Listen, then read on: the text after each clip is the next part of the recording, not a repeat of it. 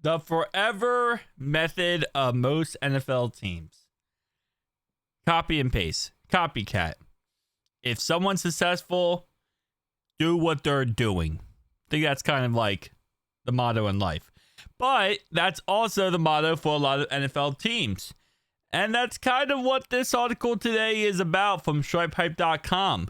It's 3 players that the Bengals could pluck from either of the 2 Super Bowl teams this offseason. Now, ironically enough, there's more than 3 players in my opinion. But let's just go ahead and get right into this. Starting off right away, I'm going to give my said 3 players. Saquon Barkley. No. That's not a joke. Okay, it is, but I would love Saquon. But on a real note, though, I'm gonna go with from these 2 teams, any single player who plays for the Eagles offensive line. Like, that's not even that's just a statement, okay? Eagles offensive line.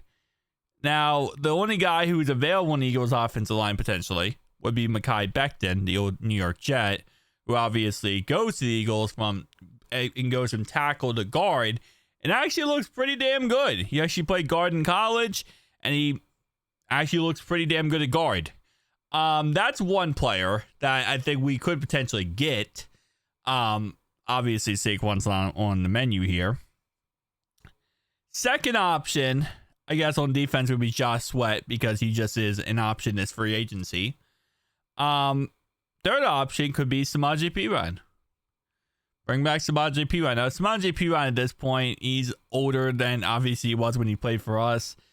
I don't know how much user we'd have left in him, because you got Chase Brown as your starting running back.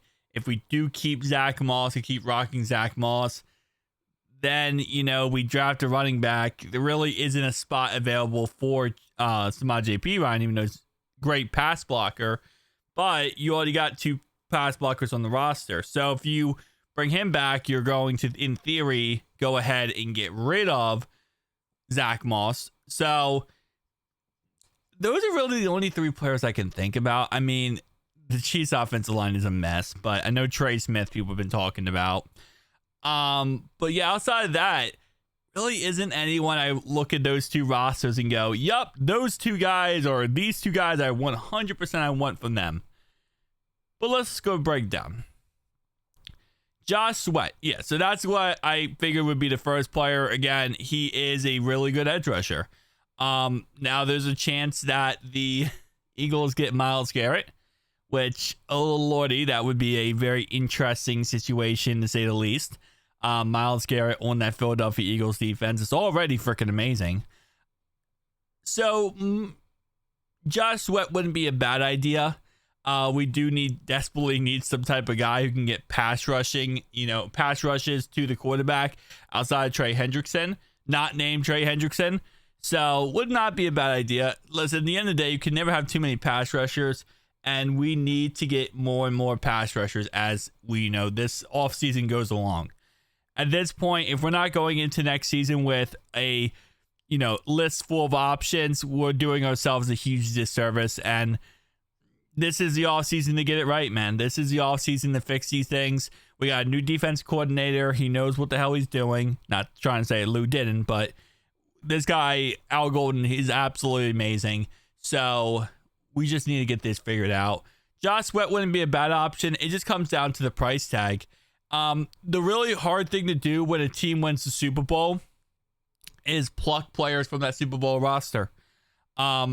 Sometimes easy because, the player will go get paid big money or go get a crazy contract. But we can't offer Josh Sweat a crazy contract. We can't. Now, there's a chance the Eagles do not want him back.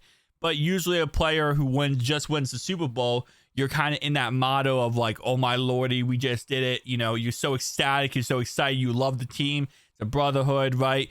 So when they hit free agency, they're probably more opted to want to go back to their said team they just won the Super Bowl with. You just had success. You probably want to go back there. So the Eagles, I'm sure are going to offer him a contract, but it might be lower than every other team. But if you really think about it, okay, do I want to go back to the Eagles and get less money? Or do I want to go to another team, maybe get a little bit more money, but I don't have the chance to repeat like I did with the Eagles?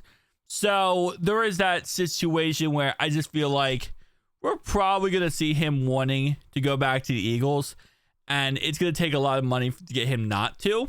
And I just don't think we're going to have the room to pay that much money.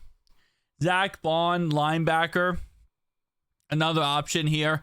We already know the Jermaine Pratt situation. We got to figure out a replacement eventually for him. Outside of him, we have linebacker depth. So, it's one of those situations where if you want to be a Super Bowl team and you look at the Philadelphia Eagles, how amazing that defense was, how amazing, their depth is. And it has been over the last, set amount of years. Like, we're making jokes here, but at the end of the day, there's a good chance they're going to get Myles Garrett. There's a good chance they're going to have Myles Garrett on one side, and on the other, and then you have Jordan Davis, Jalen Carter, Brandon Graham. I think Brandon Graham's going to retire in the end. But there's a good chance their defensive line is that star-studded, and Josh Sweat comes back. Like, this is a real possibility. And you want to win a Super Bowl, you have to have depth. Your offensive line, your defensive line. If you win the trenches, you win every single game. And that's really what it comes down to, is having depth. Because at the end of the day, when you get to the end of the season, nobody's healthy. Nobody's healthy week 18. Nobody healthy wild card weekend. But the team that has the most depth usually can survive it. So you need depth here. And linebacker, very important. Would love to see Zach Vaughn on our team. Justin Reed is our last and final guy here. Again, it's a situation where we know this offseason we're going to have to address the safety position. There's a good chance that Von Bell leaves. There's a good chance that we end up keeping Geno Stone. But outside of Geno Stone, you need somebody else. You got Geno Stone and Jordan Battle. List off another safety we have, right? So there's a good chance you handle this in the NFL draft. That is always a possibility.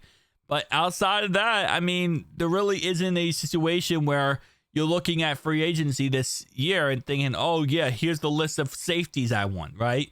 But the fact is, we have a very young secondary. Safety core as well. I mean, I know Geno Stone is one of our oldest players, if Von Bell leaves, obviously. But he's only 26, 27 years old. And, Justin Reed is not old by any means, but you need to have someone. Actually, I was going to say, how old is he actually? He might be like, I want to say 28. Hold up. I want to say Justin Reed is like 28. Maybe 27. Okay, hold up. Age. Bruh. Okay. I've tried to type on my keyboard with my new setup for my stuff. He's 27. He'll be 28 February 15th. So he's about to be 28 years old. Which again, 28 years old for safety, not that old. But we need some veteran leadership. We need some veterans in the secondary to help us out. We got Mike Hiltz, obviously, but we need some more veterans. So Justin Reed wouldn't be a bad idea. But again, it does come down to the correct price tag. And everyone is a yes. At the end of the day, every single free agent out there is a yes as long as the price tag works out. Okay, maybe not. Maybe Irv Smith is a no. But outside of Irv Smith, everyone else is a yes as long as the price tag works out. So it's a crucial offseason, guys. And I'm excited for it. I'm nervous. I am nervous, right? It's not that I'm nervous because I don't trust the team. I do trust this team. We got to get it figured out.